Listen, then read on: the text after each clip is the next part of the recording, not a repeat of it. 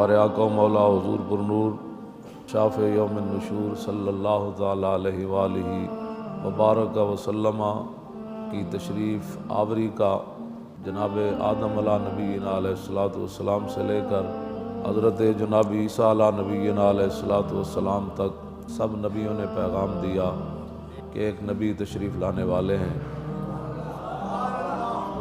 حضرت ابراہیم علیہ نبینا علیہ الصلوۃ والسلام کا اللہ رب العالمین نے قرآن مجید کے اندر بہت سارے مقامات پر تذکرہ فرمایا۔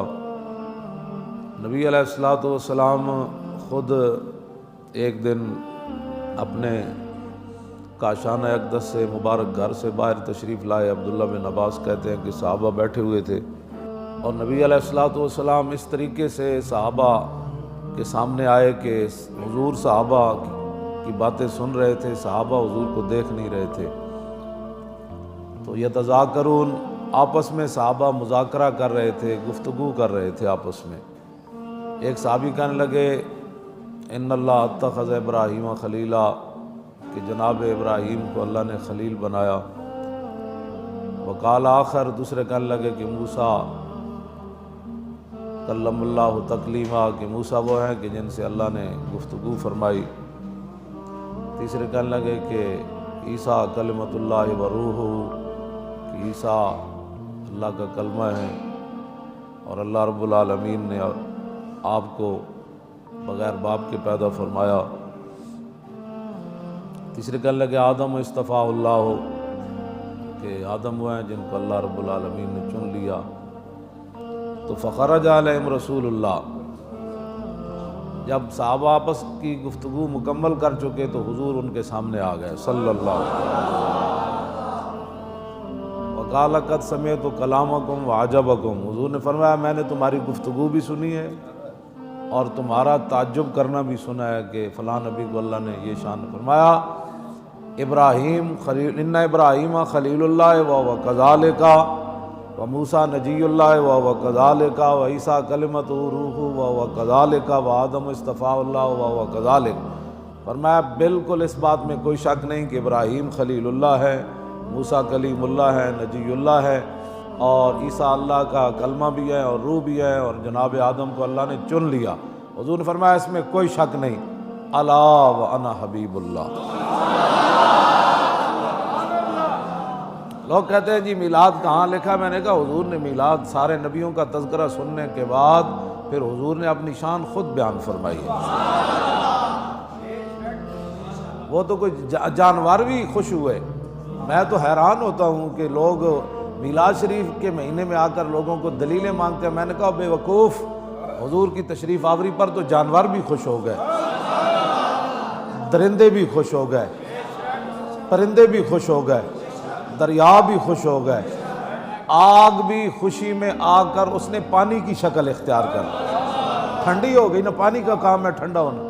ہاں تو پانی کے اندر آگ کی خاصیت پیدا ہو گئی اور آگ کے اندر پانی کی خاصیت پیدا ہو گئی۔ پتہ نہیں تو کیسا مسلمان ہے کہ تو اس پر بھی دلیلیں مانگتا ہے۔ حضور خود نبیوں کا تذکرہ سننے کے بعد حضور نے فرمایا ہاں باتیں ایسی ہی ہے، لیکن الا وانا حبیب اللہ ولا فخرہ، میں اللہ کا محبوب ہوں۔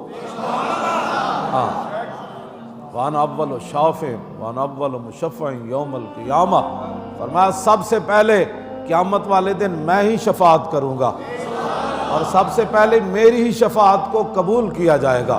ولا فخرہ وانا حامل لواء الحمد تحت آدم فمن دونہ یوم القیامت ولا فخرہ، فرمایا جانتے ہو لواء الحمد اس دن میرے ہاتھ کے اندر ہوگا۔